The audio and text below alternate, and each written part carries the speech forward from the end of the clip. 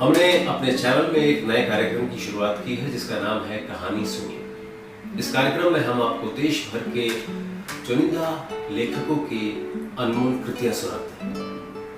इसी कड़ी में हम सुना रहे थे आपको सादत हसन मंटो का लिखा उल्लू का पट्टा। आइए सुनते हैं इसका दूसरा भाग। कासिम खुश हो गया कि चलो मौसमियों के रस और बादामों ने उसकी बीवी के मसूरी गुस्से को दूर तो कर दिया और ये मरहला आसानी से तय हो गया। दरअसल कासिम ऐसे मरहलों को आसानी के साथ इन्हीं तरीकों से तय किया करता था जो उसने पड़ोस के पुराने शौहरों से सीखा था और अपने घर के माहौल के मुताबिक उनमें थोड़ा बहुत रद्द-ओ-बदल कर लिया करता था। चाय से फारिग होकर उसने जेब से सिगरेट निकालकर सुलगाया और उठकर दफ्तर जाने की तैयारी करने ही वाला था कि फिर वही ख्वाहिश नमूदार हो गई। इस मर्तबा उसने सोचा, अगर मैं किसी को उल्लू का पट्टा कह दूं तो क्या हर्ज है। ज़ेरे लब बिल्कुल हौले से कह दूं, उल्लू का पट्टा, तो मेरा ख्याल है मुझे दिली तस्कीन हो जाएगी। मेरे ख्वाहिश मेरे सीने में बोझ बनकर बैठ गई। क्यों ना उससे हल्का कर दफ्तर में। उसको सहन में बच्चे का कमोड नजर आया। वो सहन में कमोड रखना सख्त बदतमीजी थी और खुसूसन उस वक्त जबकि वो नाश्ता कर चुका था। खुशबूदार कुरकुरे टोस्ट और तले हुए अंडों का जायका अभी तक उसके मुंह में था। उसने जोर से आवाज दी, गुलाम मोहम्मद। कासिम की बीवी जो अभी तक नाश्ता कर रही थी बोली, गुलाम मोहम्मद बाहर गोश्त लेने गया, कोई काम था आपको उससे?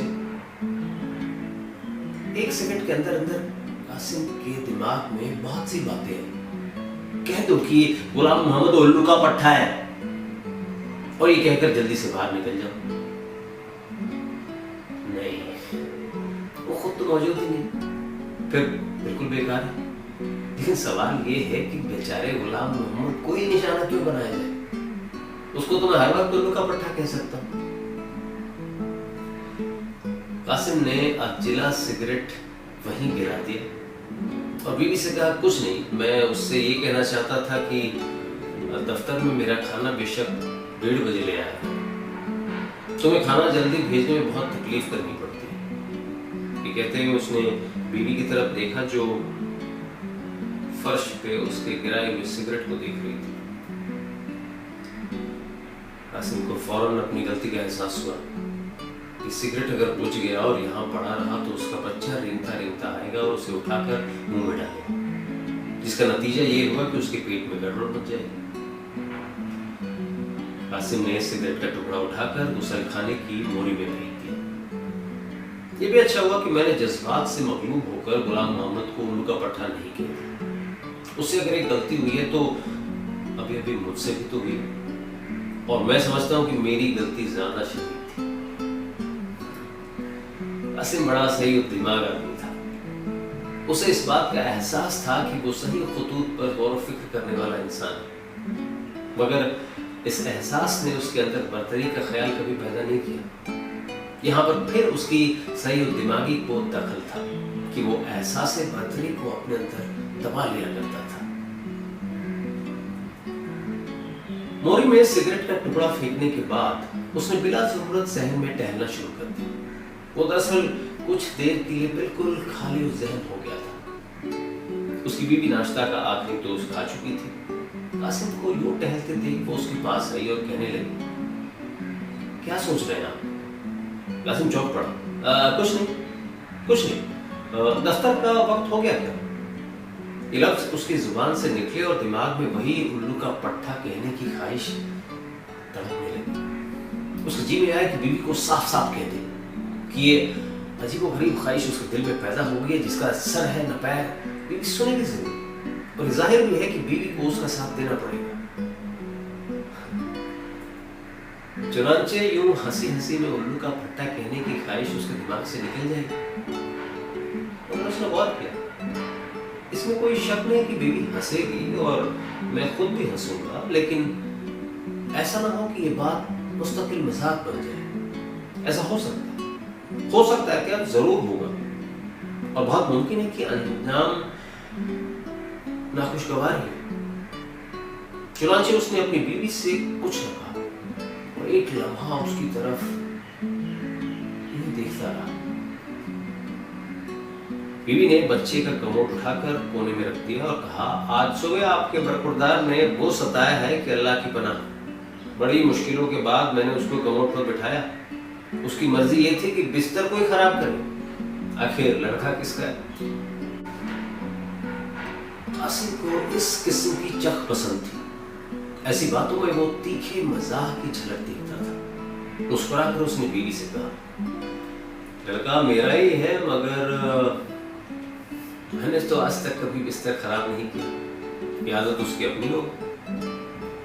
बीवी ने उसकी बात का मतलब न समझा।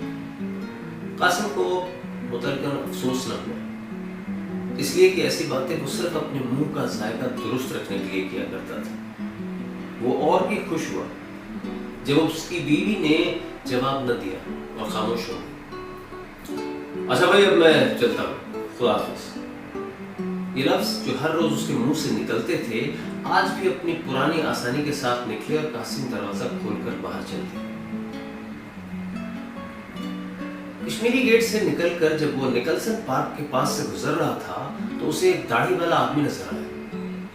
एक हाथ में खुली शलवार थामे दूसरे हाथ से इस्तिंजा कर रहा था। उसको देख कासिम के दिल में फिर उल्लू का पट्टा कहने की ख्वाहिश पैदा हो गई। लो भाई, ये आदमी है जिसको उल्लू का पट्टा कहना चाहिए, यानी जो सही मामलों में उल्लू का पट्टा है। जरा अंदाज लगाइए, किस इन्हिमाक से ड्राई क्लीन किए जाए, जैसे कोई बहुत अहम सरंजाम। लानत है, लेकिन कासिम सही दिमाग आदमी था। उसने तज़ील से काम लिया और थोड़ी देर गौर किया। मैं इस फुटपाथ पर चला जा रहा था और वो दूसरे फुटपाथ पर। अगर मैं बुलंद आवाज में उसको उल्लू का पट्टा कहूंगा भी तो चौंकेगा नहीं, इसलिए कि कमबख्त अपने काम में बुरी तरीके से मशरूफ है। चाहिए तो ये कि उसके कान के पास जाकर जोर से नारा बुलंद किया जाए और जब वो चौंक पड़े तो उसे बड़े शरीफाना तौर पे समझाया जाए, किबला आप उल्लू के पट्टे हैं। लेकिन इस तरह भी खातिरखार नतीजा बराबर ना हो। चुनांचे कासिम ने अपना इरादा तर्क कर दिया। इसी असना में उसके पीछे से एक साइकिल नमूदार हुई। कॉलेज की एक लड़की उस पर सवार थी, इसलिए कि पीछे बस्ता बंधा था। आनन फानन में उस लड़की की साइकिल फ्री व्हील के दांतों में फंसी। लड़की ने घबराकर अगले पहिए का ब्रेक दबाया। एकदम साइकिल बेकाबू हुई और एक झटके के साथ साइकिल, लड़की, मतलब दोनों सड़क पे ढेर हो गए। कासिम ने आगे बढ़कर लड़की को उठाने में उजलत से काम न लिया, इसलिए कि उसे हादिसा के रद्द अमल पर गौर करना शुरू कर दिया था।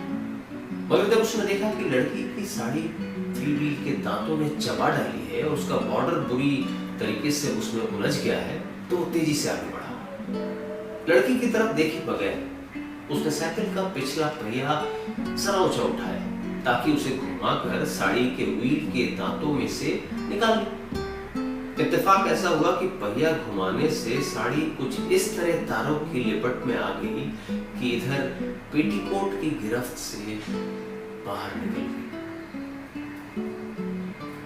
कासिम बौखला गया। उसकी इस बौखलाहट ने लड़की को और ज्यादा परेशान कर दिया। जोर से उसने साड़ी को एक तरफ खींचा।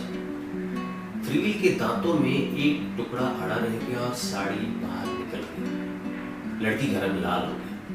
कासिम की तरह उसने गजबनाक निगाहों से देखा और भिजे हुए लहजे में कहा, उल्लू का पट्टा। मुमकिन है कुछ देर लगी, मगर कासिम ने ऐसा महसूस किया कि लड़की ने झटपट न जाने अपनी साड़ी का क्या किया और एकदम साइकिल पर सवार होकर ये जा वो जा नजरों से गायब हो गई। कासिम को लड़की की गाली सुनकर बहुत दुख हुआ, खासकर इसलिए कि वो ये गाली खुद किसी को देना चाहता था, मगर वो बहुत सही और दिमाग आदमी था। ठंडे दिल से उसने हादसे पर गौर किया और उस लड़की को माफ कर दिया। उसको माफ करना ही पड़ेगा, इसलिए कि इसके सिवा कोई और चारा भी नहीं। औरतों को समझना मुश्किल काम है, और उन औरतों को समझना तो और भी मुश्किल हो जाता है जो साइकिल पर से गिरी। लेकिन मेरी समझ में ये नहीं आता कि उसने अपनी लंबी जुराब में ऊपर आंख के पास 3-4 कागज क्यों रस रखे थे। तो ये थी कहानी उल्लू का पट्टा। आपको हमारी कहानियां कैसी लग रही हैं? आप अपने कमेंट्स से हमें जरूर बताएं, और अपने दोस्तों को हमारा चैनल शेयर करें। आप भी सब्सक्राइब करें,